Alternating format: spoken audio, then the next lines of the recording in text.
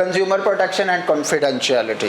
Consumer protection बहुत ज़रूरी है, कॉन्फिडेंशियलिटी बहुत ज़रूरी है। किसी भी कस्टमर के अकाउंट से रिलेटेड इंफॉर्मेशन किसी दूसरे इंसान को नहीं दी जा सकती, क्योंकि हर किसी का अपना राज होता है। हम तो अपनी फैमिली को भी अपनी इनकम के सारी जगह नहीं बता रहे होते, हम उनको भी अपने मुताबिक चला रहे होते हैं कि उनको सिर्फ फ़र्ज़ कर लें किसी की इनकम 250 के है तो वो घर में शायद उसने सिर्फ 100 के बताई हो, बाकी वो दूसरी चीज़ें हैं, वो दूसरी ज़रूरियात के लिए घर की ही ज़रूरियात आ जाती हैं, या उसने अपनी कोई सेविंग्स पर्सनल कर रहा होता है, तो वो उसकी कॉन्फिडेंशियलिटी को इंश्योर करना भी बैंक की रिस्पॉन्सिबिलिटी है कि उसके अकाउंट में कितने पैसे पड़े हैं ये किसी को नहीं बताएगा, ठीक है, वो क्या ट्रांजैक्शन कर रहा है ये किसी को नहीं बताएगा।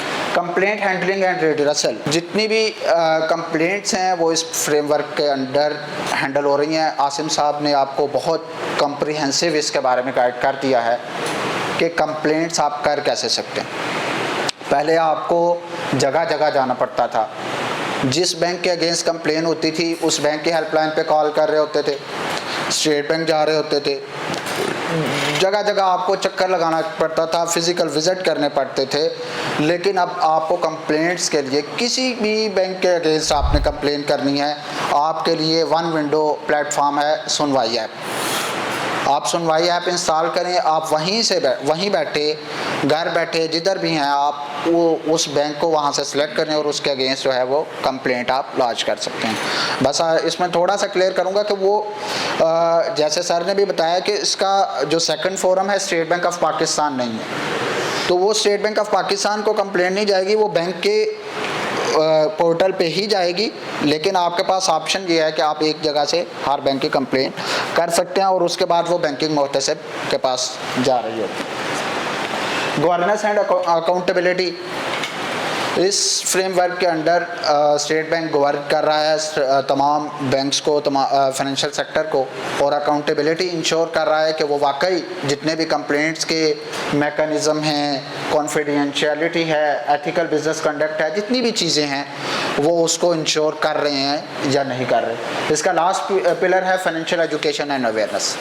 आप जितनी भी चीज़ें बना लें, जितने भी फ्रेमवर्क पॉलिसीज़ बना लें, अगर उसकी अवेयरनेस नहीं होगी तो वो बेमाना रह जाए।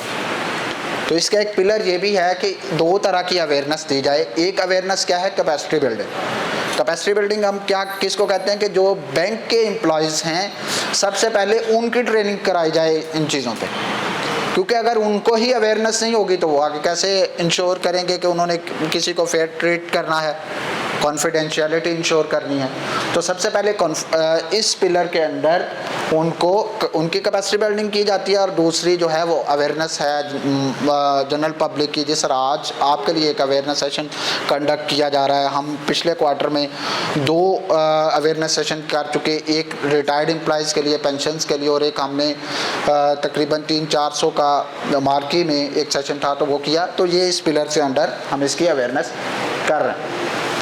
सर ने आपको ECIB के बारे में बता दिया कि आपका 2 साल तक जो है वो उसमें ओवरड्यू रिपोर्ट हो रहा होता है। अच्छा, ये ज़रूरी क्यों है? हम हमेशा एज अ नेशन किसी भी चीज़ को इम्पोर्टेंट को तब तक नहीं समझते जब तक वो अर्जेंट ना हो।